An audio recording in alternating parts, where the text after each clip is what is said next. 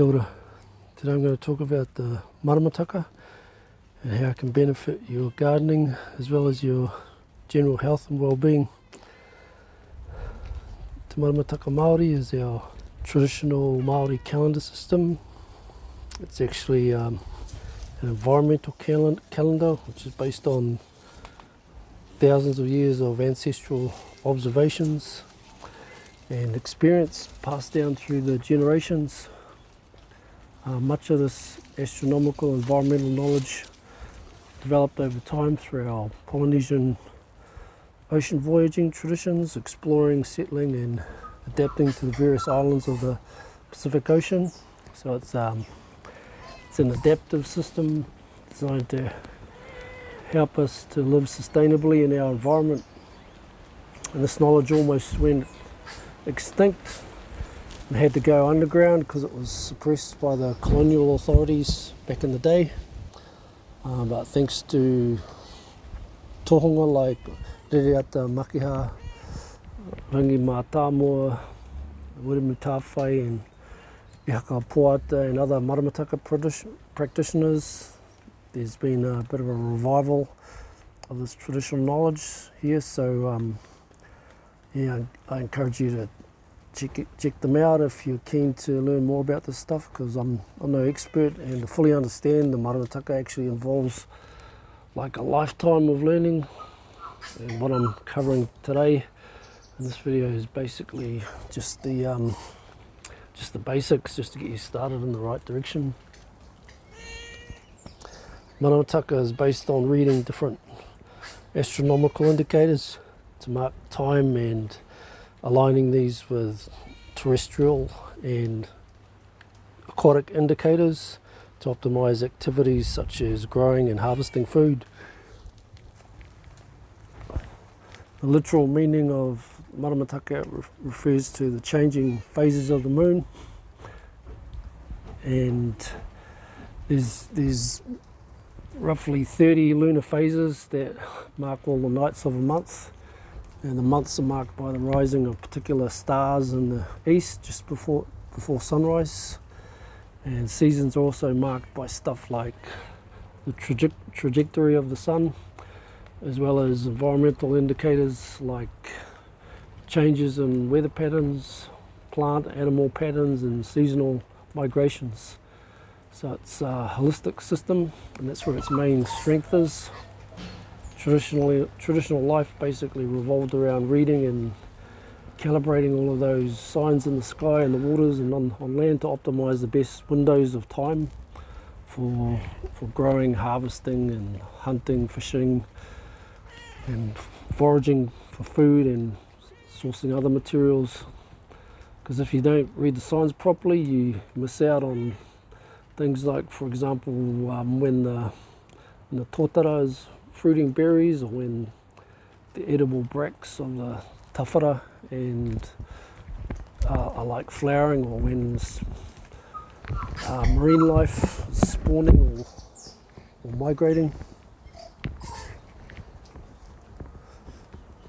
Each of the lunar phases are understood to have either high, low, moderate or fluctuating kind of energies, and just as the moon affects tides, it also affects humans, soil, plants and all living things, because yeah, we're all made up of water. So depending on the moon phase and the season, there's optimum times for planting, fishing, harvesting and all of that. So, but there's also times of dormancy when we should just chill and take it easy and give ourselves and the environment a chance to rest and rejuvenate. There are even times when you should give back to the environment, because the Maramataka makes you live in balance with nature, which means you just can't just go out every day and just exhaust your resources. Distinguishing feature of the Maramataka is that it's not a fixed or universal system. There's always variability because it factors in changes and differences in climate, location and local environmental conditions, and that's why there are actually heaps of regional variations in the Maramataka, like in the region that I live in here, in the Tātai Arorangi, two kaupeka or seasons were traditionally recognised, with summer season made up of 7 phases and winter with 6 phases.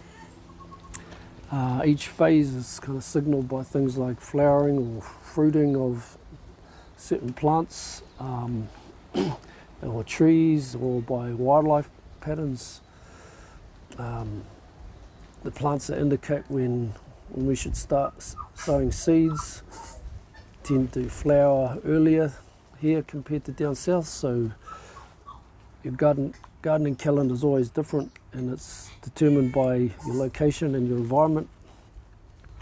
So for example, when I see the pōwānanga or the kōwhai blossoming, that's my sign that I can start planting certain annual summer crops on the next suitable moon phase, which is usually a high or productive energy one, like the tangaroa phases or around the rākau nui.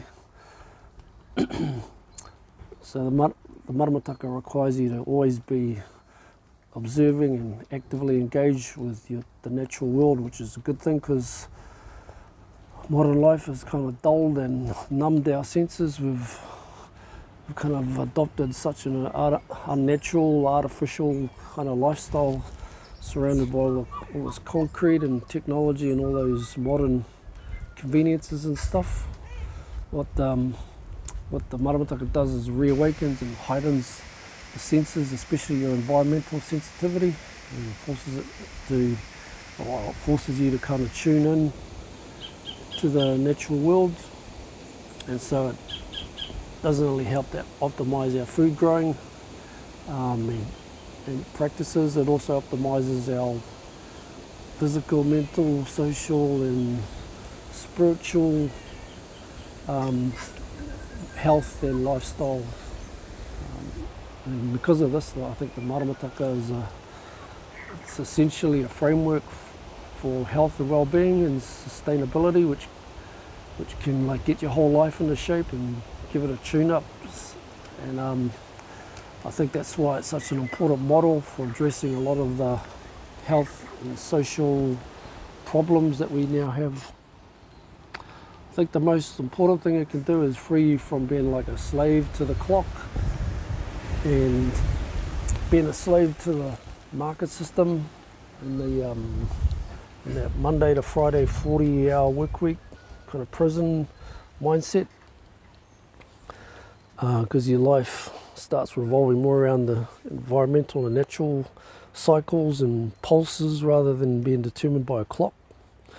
And it also encourages you to kind of slow down, take it easy, and basically switch to like island time, which is kind of how it should be, because look where we are. We're on a remote island in the South Pacific.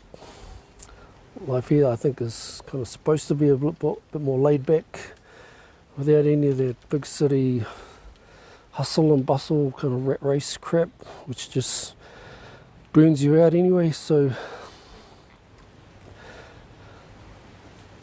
some people misinterpret and have a distorted understanding of the Maramataka because they use it like astrology or horoscopes, that sort of stuff, which is, I think, a kind of a selfish or maybe a human-centric way to look at it, because that's not what the Maramataka is about, really. It's the real focus is on